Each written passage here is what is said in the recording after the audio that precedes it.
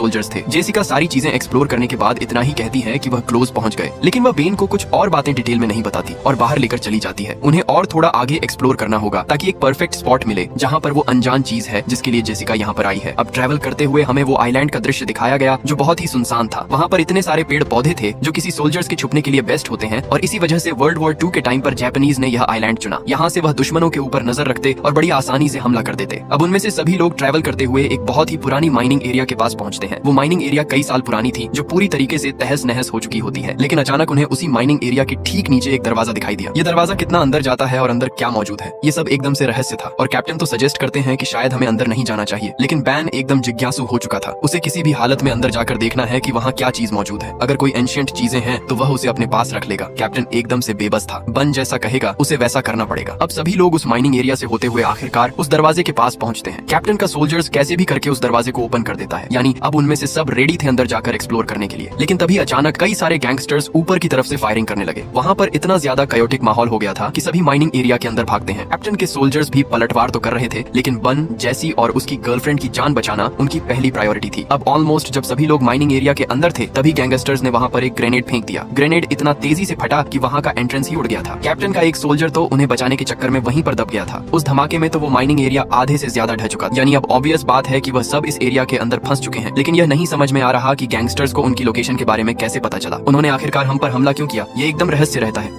अब थोड़ी देर बाद सभी होश में आते हैं और देखते हैं कि उसके कितने लोग घायल हुए। कैप्टन का एक सोल्जर तो घायल होने के कारण मरने ही वाला होता है, इसीलिए अब सभी लोग ये पूछने लगते हैं कि यह हुआ कैसे। इस मोमेंट पर बहुत सोचने के बाद बैन आखिरकार एक सच्चाई सभी को बता ही देता है। उसने कहा कि कई साल पहले मेरे फादर भी इस आइलैंड पर आए थे और उनका मानना था कि यहाँ बड़े पैमाने पर गोल्ड और खजाने रखे गए हैं, लेकिन आज तक उसे कोई ढूंढ नहीं पाया। इसीलिए यह बात सिर्फ बैन और जेसिका को ही पता थी कि इस आइलैंड पर खजाना है और यह भी एक रीजन था कि वह सब यहाँ पर आए हैं। बैन अंदाजा लगाता है कि शायद जिन गैंगस्टर्स ने उनके ऊपर हमला किया उन्हें भी इस राज के बारे में पता है और इसी वजह से उन सब की जान खतरे में पड़ गई। अब कैप्टन इस बात पर बहुत गुस्सा होता है क्योंकि यह चीजें बन ने पहले नहीं बताई और अब यह क्योटिक माहौल उसकी वजह से ही क्रिएट हुआ है। कैप्टन को बहुत बुरा लग रहा था कि उसका एक सोल्जर मारा गया और अब कैप्टन ने डिसाइड कर लिया है कि वह अपने लोगों को लेकर यहाँ से जाएगा, चाहे कुछ भी हो जाए वो बन का और साथ इसमें नहीं दे सकता। बन और जेसिका यह बात समझ तो चुके थे, लेकिन वापस जाने का रास्ता बंद हो चुका होता है। वहाँ बड़े बड़े पत्थर गिर चुके हैं, यानी कि उन्हें कोई और वे देखना होगा बाहर निकलने का। कैप्टन और बाकी सोल्जर्स सब आगे बढ़कर चारों तरफ देखने लगते हैं। अचानक उन्हें सामने एक रास्ता दिखाई दिया। अब नोटिस करने पर तो यह गुफा छोटी दिखाई देती है, लेकिन जैसे ही वह उस रास्ते की तरफ बढ़े जो नीचे की तरफ जा रहा था, तब जाकर पता चला कि यह तो सिर्फ इस गुफा की शुरुआत है। अंदर एक बहुत ही बड़ा बंकर बनाया गया था। आखिर वहाँ पर क्या क्या अनोखी चीजें हो सकती हैं, थोड़ी देर में पता चल जाएगा। कैप्टन और सोल्जर्स के पीछे सभी लोग एकदम डर कर आगे बढ़ रहे थे। अब उन सीढ़ियों से उतरने के बाद वह सब एक लकड़ी के पुल पर आ गए। पहले लगा कि यह पुल टूट जाएगा, लेकिन अभी भी एकदम वह स्ट्रांग था। उनके ऊपर पैर रखते ही अचानक वहाँ की लाइट्स ऑन हो गई। कैप्टन सभी को रुकने के लिए कहता है क्योंकि यहाँ पर दुश्मन हो सकते हैं। बड़े बड़े फ्लैग्स भी लगाए गए थे जापानीज